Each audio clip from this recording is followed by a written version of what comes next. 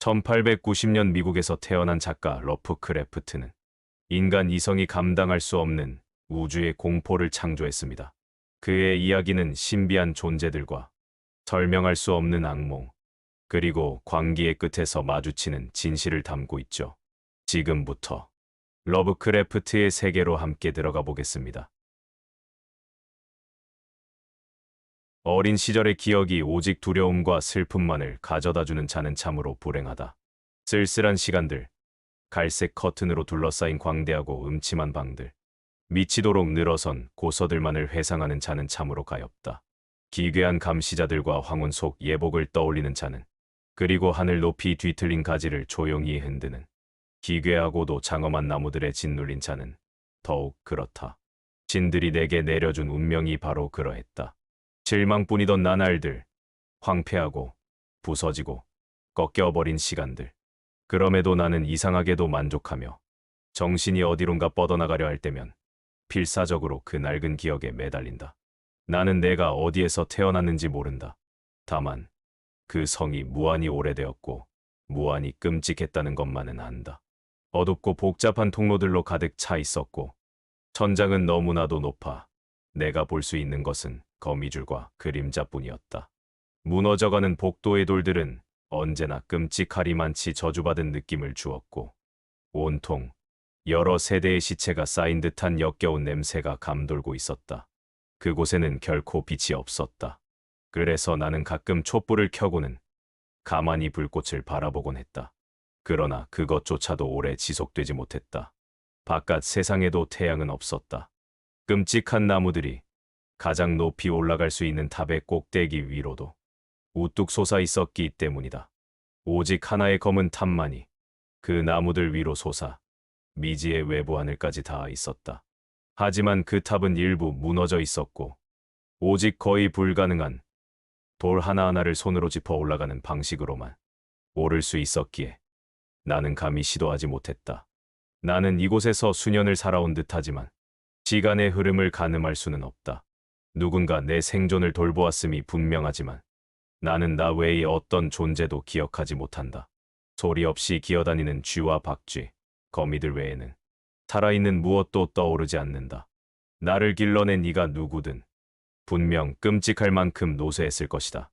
왜냐하면 내가 처음으로 떠올린 살아있는 존재라는 것은 조롱하듯 나를 닮았으되 뒤틀리고 쭈그러들고 썩어가는 형체였기 때문이다.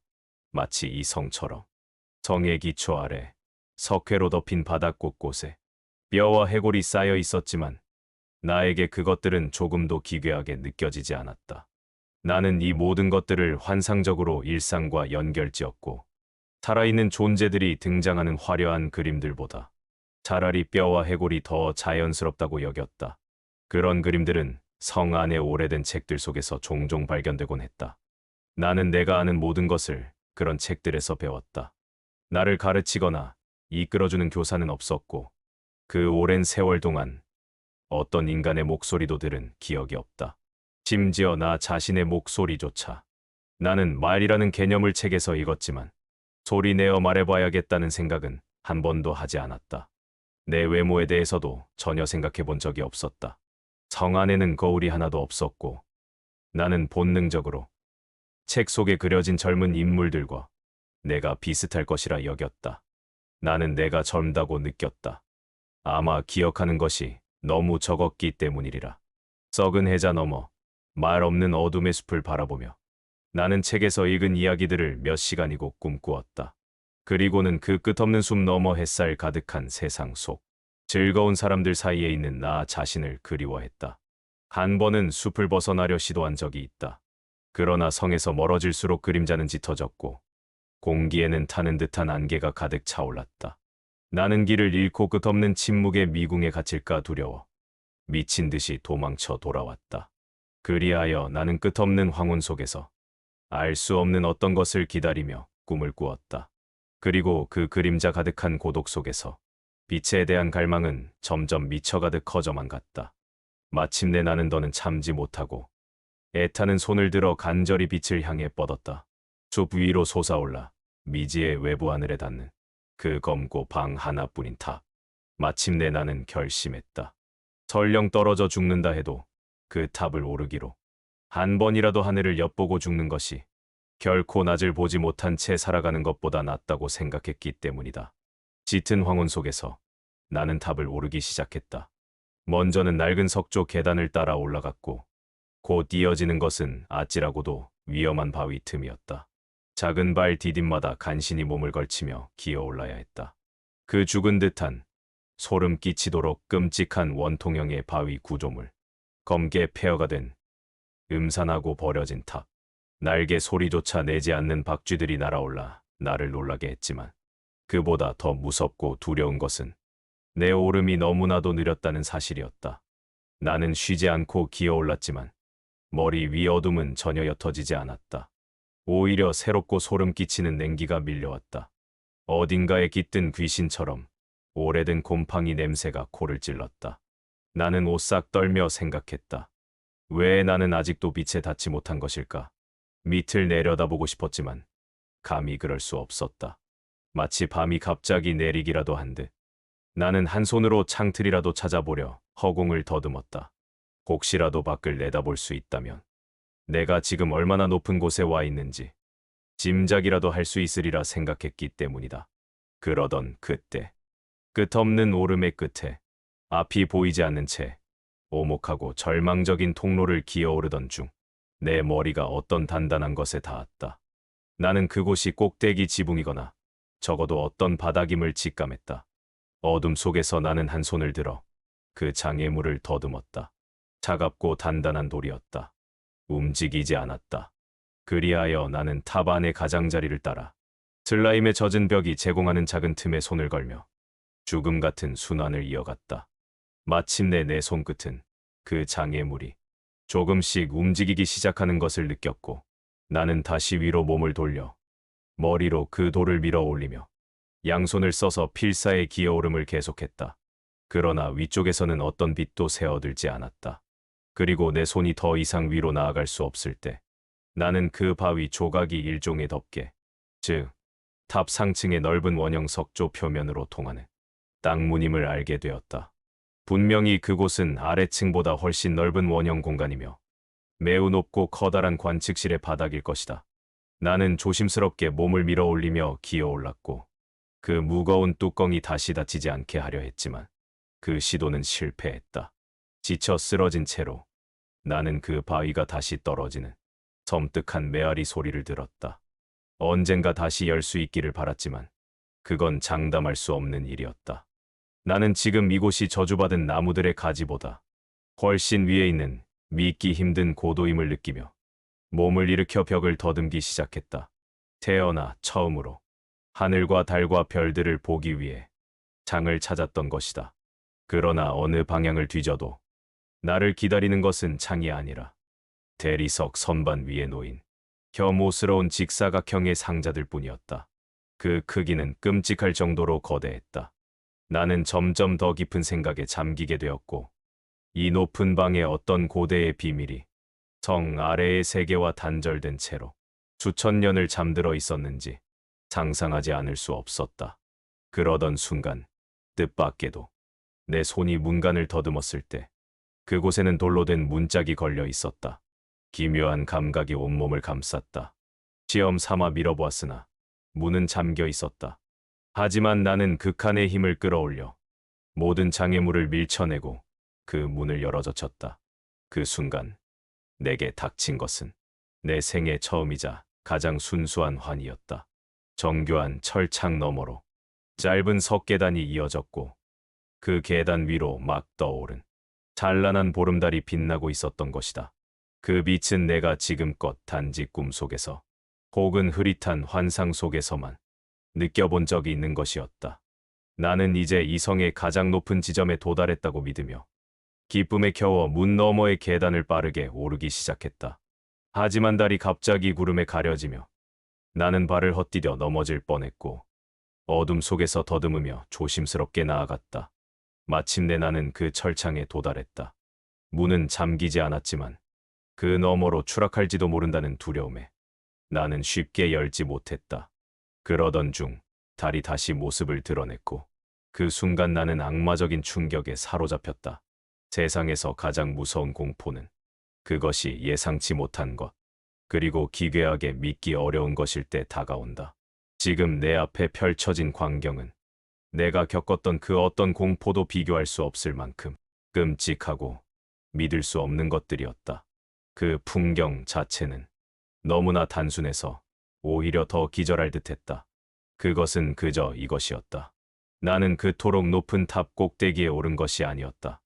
나를 둘러싼 것은 나무들의 꼭대기가 아니라 그저 지면, 대리석 판과 기둥으로 장식된, 그리고 오래된 석조 교회가 그림자처럼 드리운 달빛 아래 음산하게 빛나는 대지였다. 나는 반쯤 의식을 잃은 채 그 철창을 열고 하얀 자갈길 위로 휘청이며 나섰다. 그 길은 두 방향으로 뻗어 있었다. 내 정신은 혼란스럽고 멍해졌지만 빛에 대한 광적인 갈망은 여전했고, 방금 겪은 기이한 경이로움조차 나의 발걸음을 멈출 수 없었다. 이것이 광기인지 꿈인지 혹은 마법인지를 나는 알지 못했다. 아니, 관심조차 없었다.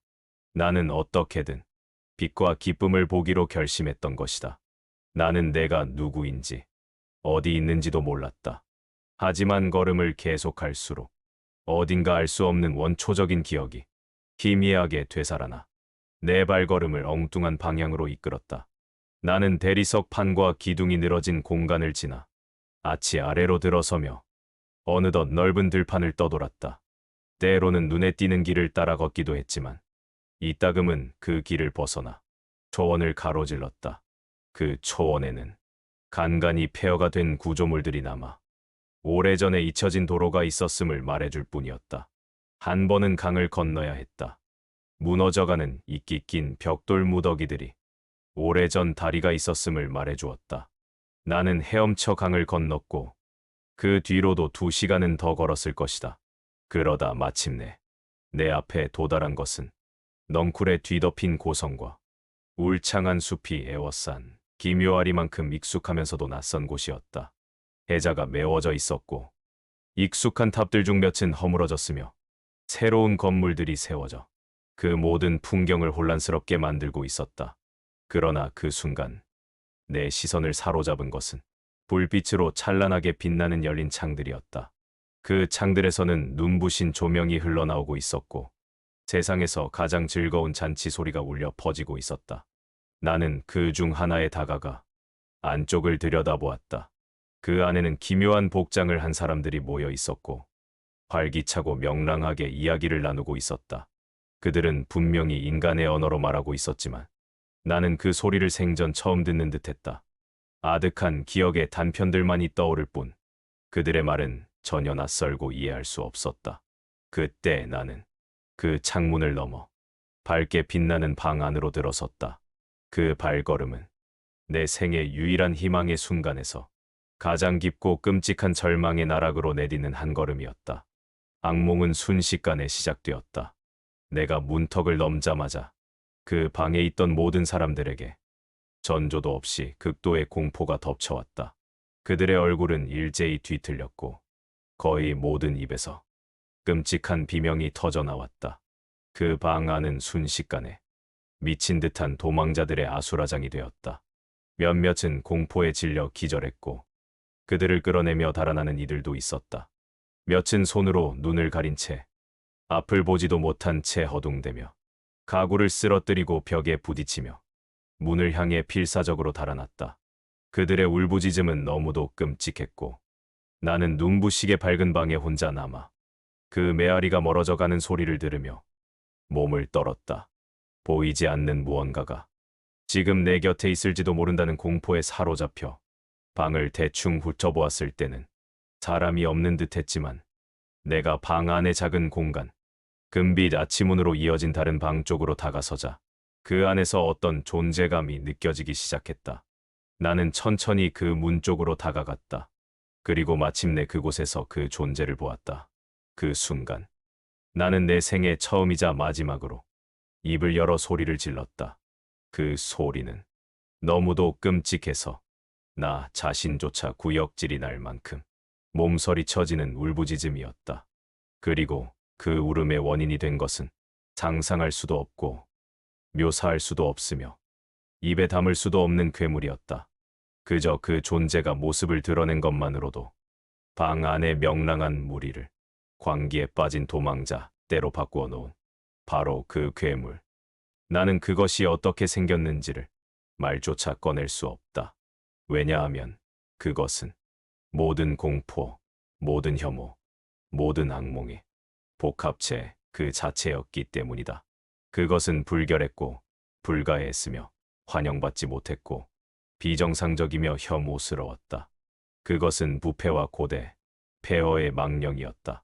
썩어 흐르고 혐오스러운 진실을 흘려보내는 존재, 자비로운 땅이 영원히 감추었어야 할 무언가를 되살려 끌어올리는 것. 진이 아신다면 그것은 이 세상의 것이 아니었거나 더 이상 이 세상의 것이 아니었다. 하지만 내 공포는 그 뼈가 드러난 형상 안에서 인간의 모습을 조롱하듯 비틀어 놓은 끔찍한 흉내를 보았을 때 최고조에 이르렀다. 곰팡이가 슬어가며 썩어가는 옷을 입고 있던 그것에게는 차마 말로 형용할 수 없는 성질이 있었다. 그것은 내 혈액을 얼어붙게 만들 정도로 끔찍하고 소름 끼쳤다. 나는 거의 마비되어 있었지만 간신히 뒷걸음질 치려는 시도를 했다. 하지만 그 시도조차 그 존재가 내게 걸어놓은 마법을 깨뜨리지 못했다. 유리구슬처럼 맑지만 끔찍하게 텅 빈 그 눈동자에 사로잡힌 내 눈은 감으려 해도 감기지 않았고 그 존재의 형체는 흐릿하지만 지워지지 않은 채 내 시야를 채우고 있었다. 나는 손을 들어 그것을 가리려 했지만 몸의 신경이 마비되어 제대로 움직일 수 없었다. 그 시도는 내 균형을 흐트러뜨렸고 나는 몇 걸음 앞으로 비틀거리며 나아갔다. 그 순간 나는 그 시체 같은 존재의 숨소리인지 환청인지 모를 끔찍한 공기를 가까이서 느꼈다. 거의 미쳐버릴 지경에서 나는 손을 뻗어 그 부패한 망령을 밀어내려 했다. 그리고 바로 그때 우주의 악몽이 응축된 찰나 지옥의 우연이 나를 덮쳤고 내 손가락이 그 괴물의 썩은 앞발을 직접 만져버리고 말았다. 나는 비명을 지르지 않았다. 그러나 밤을 떠도는 모든 악령들이 나 대신 비명을 질러주었다. 그와 동시에 내 정신 위로 한순간의 기억의 사태가 모래처럼 쏟아져 내렸다. 그 순간 나는 모든 것을 기억해냈다. 그 끔찍한 성과 나무들 너머의 진실, 그리고 지금 내가 서 있는 이 낯선 건물이 사실은 변형된 그 성이라는 것. 무엇보다도 지금 내 앞에 서서 비웃고 있던 저 흉물, 그것이 누구였는지를 그 손끝에서 손끝을 떼어내며 나는 모든 것을 깨달았다. 하지만 우주 속에는 공포뿐만 아니라 망각의 자비도 존재했다. 그 순수한 공포의 절정 속에서 나는 다시금 모든 것을 잊었다. 기억은 검은 파도처럼 꿈의 혼란 속으로 무너져 사라졌고 나는 그 저주받은 성에서 달아나 말없이 빠르게 미친 듯이 다른 세계로 달려나갔다. 나는 다시 대리석의 묘지 공간으로 돌아갔고 계단을 내려가 그 돌 트랩도어가 더는 열리지 않음을 알았다. 그러나 나는 후회하지 않았다. 왜냐하면 나는 그 고성과 나무들을 증오했기 때문이다. 이제 나는 밤바람의 조롱과 친근한 속삭임 속에서 살아간다. 낮에는 내 프랭카르의 지하 묘지에서 놀고 이름 없는 나일 계곡의 폐허를 떠돌며 빛은 오직 무덤 위에 비치는 달빛뿐이다. 내게는 더 이상 인간의 축제도 낮의 태양도 없다. 남은 것은 오직 니토크리스와 하트의 이름 없는 밤의 향연뿐. 하지만 그 야생과 자유 속에서조차 나는 이방인으로 살아감을 받아들인다. 네펜테의 향기가 나를 감쌀지라도 나는 알고 있다. 나는 언제까지나 외부인, 이 시대의 낯선 자, 아직 인간인 이들 사이에 끼어 있을 수 없는 존재라는 것을. 나는 그 사실을 그날 금으로 둘러진 아치 아래 내 손을 뻗어 차갑고 움직이지 않는 유리 표면을 만졌을 때부터 알고 있었다. 그가 만졌던 건 거울 속 자기 자신의 손이었다. 수백 년을 잊힌 성에 갇혀 죽었는지도 모른 채 살아온 자. 그는 괴물이었고 동시에 이 세상에서 지워진 유령이었다.